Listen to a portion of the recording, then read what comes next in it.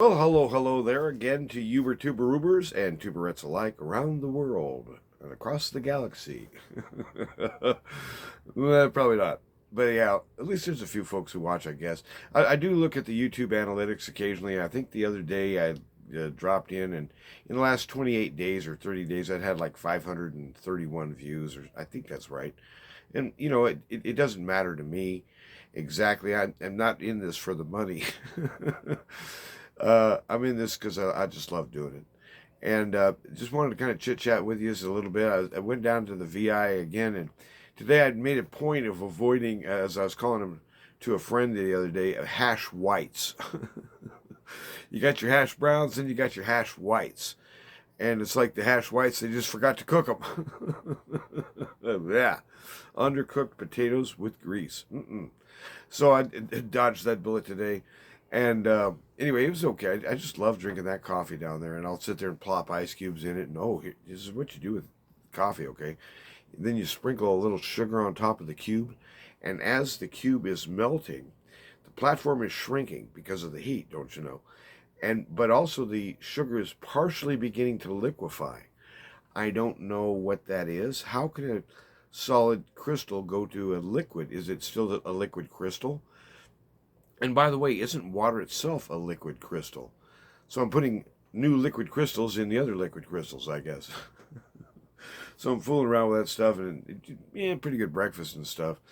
And as I was kind of bopping along in my mind, I thought, they were playing some stuff on the overhead radio or whatever that. God, I don't even know what this stuff is, but it was ostensibly pop music, and I kept kind of commenting over and over. I guess like as an old guy might, yeah, this music's horrible.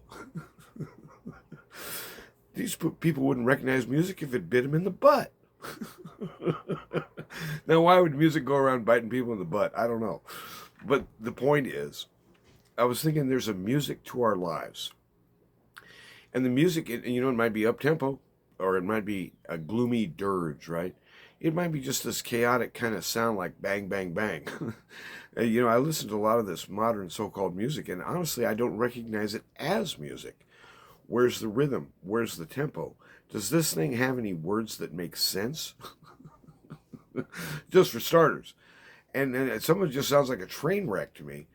But, the thing is, I grew up listening to the 60s rock and roll. I was just a little kid in 68 when the Democrat riots broke out, and things were just going nuts in America. There was riots all over the place. And I didn't really know what to make of it, and I figured that the rock and roll scene was part of that mess. But I began to think today sometime is that, the music that you prefer, the music that you would actually like to listen to, if it was my choice during breakfast, what is the music of my life? And I got to thinking about it. There's Margaret Becker, Deep Calls to Deep, I think is what it is. Or there's the Ozark Mountain Daredevils. I love about half of what those guys did. And there's other good music too. There's Mike and the Mechanics. They got a great sound. At least they used to when the old guy was with them. I can't remember his name. Paul somebody. I can't remember. But anyway, the group keeps changing. Mike and the Mechanics. He just keeps getting new mechanics in there. And I don't remember ever seeing Mike himself. Never mind that. But the point is that there's a music to our lives. And the music, I think, should be thought of as something that's sung. Okay? In other words, the song ought to have words, and the words ought to make sense. Is that asking too much? And so Jesus Christ, he's the Word of God. But as the Word, wouldn't that mean he's also the first or the main, the primary singer of truth? In other words, is it possible that the Word, when expressed in its natural environment, less all this clutter and debris and barbarism down here, and chaos and darkness, if you could hear the words spoken by the King in his presence, would it sound perhaps musical to you? And I thought, why wouldn't words spoken have a rhythm to it and a cadence and all that good stuff? So I was just thinking, when you go down to church today, and you will go to church, won't you?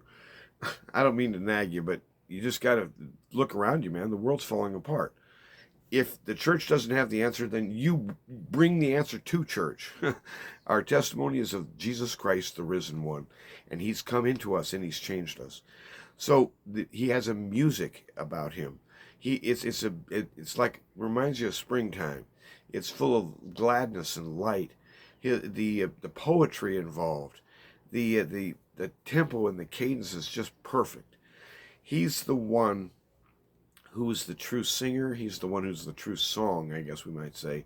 And as a result, our hearts desire him.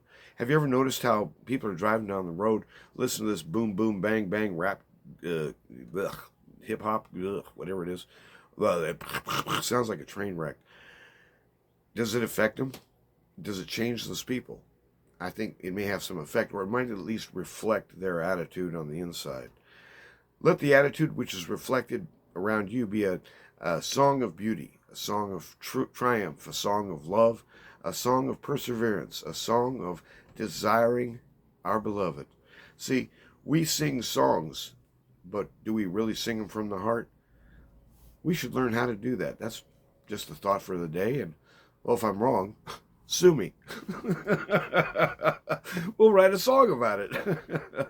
Get on down to church. Quit fooling around. Have a good day.